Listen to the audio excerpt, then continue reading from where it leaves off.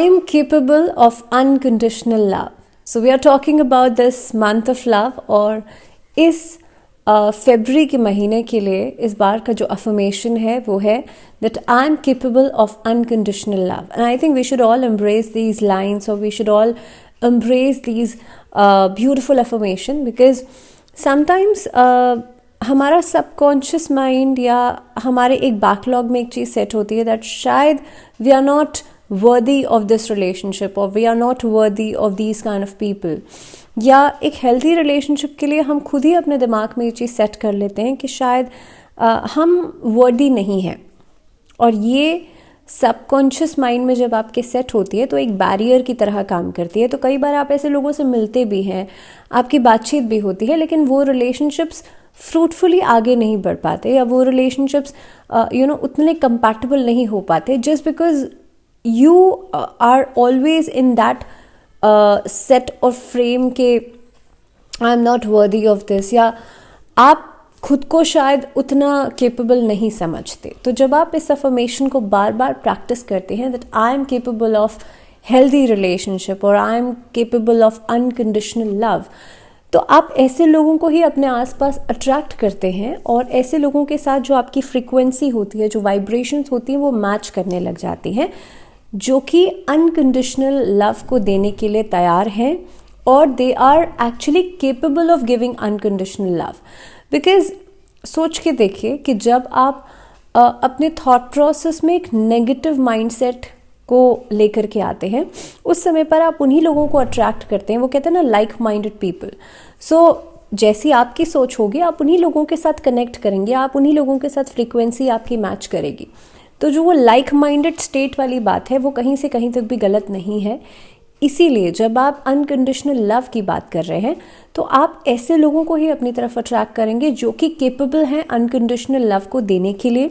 और अगर आप नेगेटिव माइंडसेट में रहते हैं तो आप ऐसे लोगों को अट्रैक्ट करते हैं जो कि इमोशनली अनअवेलेबल हैं, जिनके पास खुद ही इमोशनली इतना उनका जो फ्रीक्वेंसी है, जो उनकी वाइब्रेशन है, वो इतनी लो है कि वो खुद को ही प्यार नहीं दे पाते, तो आपको तो देने के लिए वो उतनी उनकी क्षमता ही नहीं है।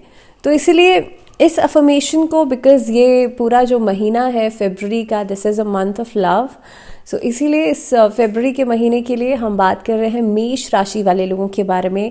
आप लोगों के लिए अफर्मेशन रहेगा that I am capable of unconditional love. और इस ब्यूटिफुल से अफर्मेशन के साथ we are starting this video, and we are talking about that आप लोगों के लिए फरवरी का पूरा महीना कैसा रहने वाला है। आप टाइटल देख ही चुके हैं that this is the video of about फरवरी मंथ। फरवरी का महीना मासिक राशिफल आपका क्या रहेगा। सबसे पहले आपके लिए प्लैनेटरी ट्रांजिट्स की बात कर लेते हैं, बिकॉज इस महीने में काफ़ी कुछ फेरबदल हो रहा है। दो फायरी साइंस एक साथ आएंगे, काफ़ी हद तक कुछ प्लैनेटरी ट्रांजिट्स हो रहे हैं। सबसे पहली चीज़ तो क्योंकि मेष राशि की कुंडली है, आप अपनी चंद्र राशि से फॉलो कीजिएगा। जहां आपका चंद्रमा बैठा है जिस राशि में, वही आपकी चंद्र राशि बनती है। So I hope this is clear now. बार बार ये कमेंट्स नहीं आएंगे, बार बार कन्फ्यूजन होती है। सो गुरु आपके लिए फर्स्ट हाउस में बैठे हैं, क्योंकि गुरु अभी मेष राशि में है। 1 मई को ट्रांजिट करेंगे टॉरस में, लेकिन अभी हाल फिलहाल में फरवरी के महीने में आप ही की राशि में रहेंगे। उसके बाद जो राहु है वो मीन राशि में विराजमान है, आपके 12th हाउस में चले जाएंगे, ऑलरेडी हैं 12th हाउस में। शनि जो है आपके 11th हाउस में है। सूर्य का ट्रांजिट होगा लगभग 14 फरवरी को, और सूर्य चले जाएंगे शनि के साथ कंजंक्ट करेंगे 14 फरवरी के बाद। अब यहाँ पर एट प्रेजेंट जो फरवरी के महीने की शुरुआत में सिचुएशन रहेगी वो रहेगी सूर्य और बुध। वो आप लोगों के लिए 1 फरवरी को जो पोजीशन बनती है वो बनती है कैप्रिकॉर्न में, यानी कि मकर राशि में। सूर्य ट्रांजिट किया था, आप जानते हैं, मकर संक्रांति पर मकर राशि में 1 महीने तक एक राशि में रहते हैं। उसके बाद जो मंगल और शुक्र की युति बनती है, ये बनती है यहाँ पर 9th हाउस में, क्योंकि सैजिटेरियस में है।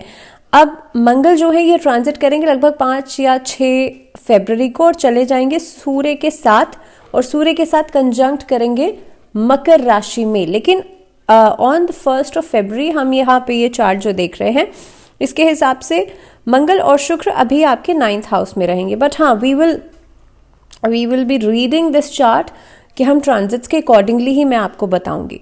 केतु जो है अगेन आपके राहु के बिल्कुल ऑपोजिट में आपके 6th हाउस में रहने वाले हैं। अब सबसे पहले आपके लिए कार्यक्षेत्र की मैं बात करूं तो कार्यक्षेत्र के लिहाज से, क्योंकि सूर्य बुध आदित्य योग का निर्माण कर देते हैं, अब ये महीने की शुरुआत जो आप लोगों के लिए रहेगी, शनि एकादश भाव में विराजमान है। काफ़ी हद तक आपके जो हार्डवर्क है वहाँ से बहुत बेहतर रिस्पॉन्सेज आपको मिलेंगे। 13 फरवरी के बाद सूर्य भी एकादश भाव में चले जाएंगे। देखिए ये महीना सरकारी नौकरी वाले लोगों के लिए बहुत बढ़िया रहने वाला है। सरकारी पक्ष से जो लोग जुड़े हुए हैं, सरकारी नौकरी कर रहे हैं, आप लोग अगर पॉलिटिकली बहुत अच्छा कुछ करना चाहते हैं, अपना नेम फेम चाहते हैं, तो ये महीना आप लोगों के लिए बढ़िया रहेगा। सरकारी पक्ष आपका साथ जरूर देगा या सरकारी विभाग से कोई अच्छी खबर मिल सकती है। और जो बच्चे इनफैक्ट इस अवधि में अपना किसी तरह का कोई काम करना चाहते हैं सरकारी विभाग से जुड़ा हुआ, उन लोगों के लिए भी बहुत अच्छा समय रहेगा। क्योंकि शनि एकादश भाव में है तो काफ़ी हद तक आपको जो आपका हार्डवर्क था वो इस अवधि में पे ऑफ ज़रूर करेगा।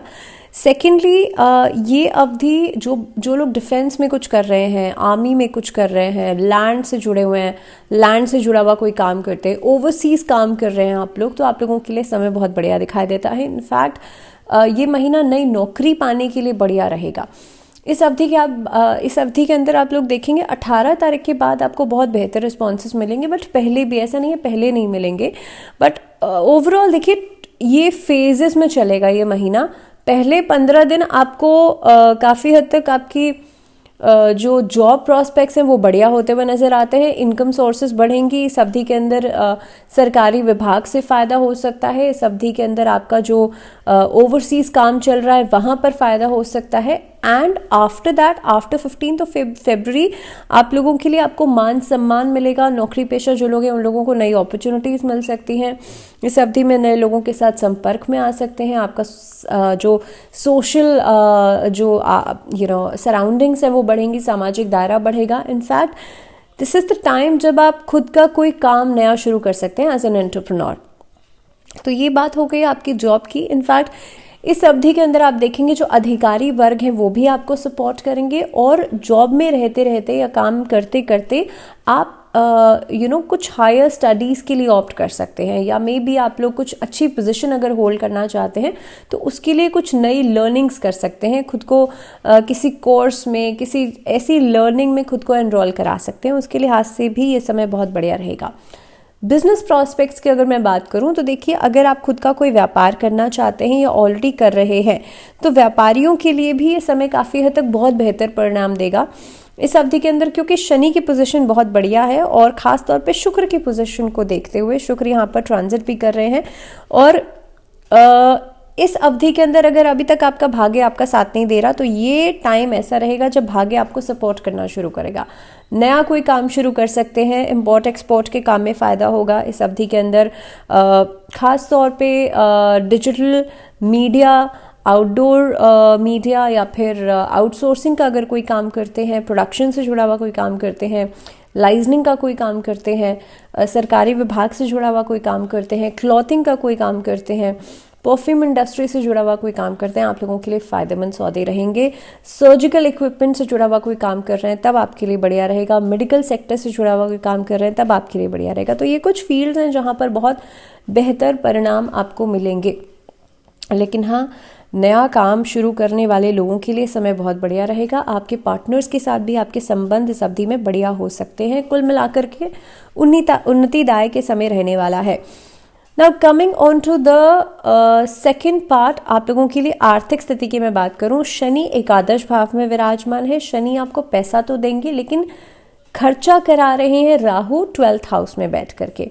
There is a sort of leakage जो कि क्योंकि अब हो ये रहा है कि देखिए आपकी मंगल सूर्य साथ ही में मंगल सूर्य का यहाँ पे कंजंक्ट होगा। सेकेंडली बुध वहाँ पर विराजमान है 10th हाउस में।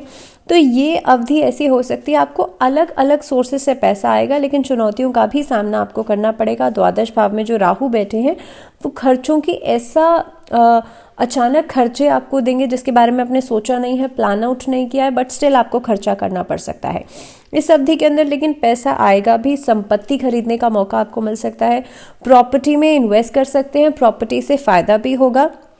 शेयर मार्केट से जुड़े हुए जो लोग हैं उन लोगों के लिए देखिए फ़ायदा होगा, बट एक सर्टन पॉइंट ऑफ टाइम में। ऐसा नहीं है कि पूरे महीने आपको फ़ायदा होगा।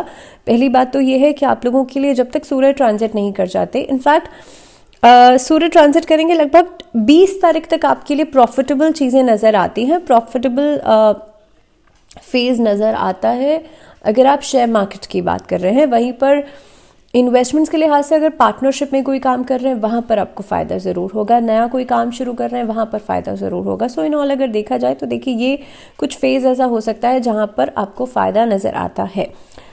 स्वास्थ्य के नज़रिए से अगर मैं देखूँ तो स्वास्थ्य के नज़रिए से ये महीने की शुरुआत आपके लिए आपकी राशि स्वामी जो मंगल हैं वो 9वें भाव में विराजमान है, उसके बाद 10वें भाव में आ जाएंगे। स्वास्थ्य आपको बहुत बढ़िया देंगे। एकादश भाव में शनि है। स्वास्थ्य संबंधी जो पुरानी इश्यूज थे, पुरानी प्रॉब्लम्स थी, उसको बेहतर करते हुए नजर आते हैं, उसको ठीक करते हुए नजर आते हैं। केतु 6ठे भाव में बैठे हैं, राहु 12th हाउस में बैठे हैं।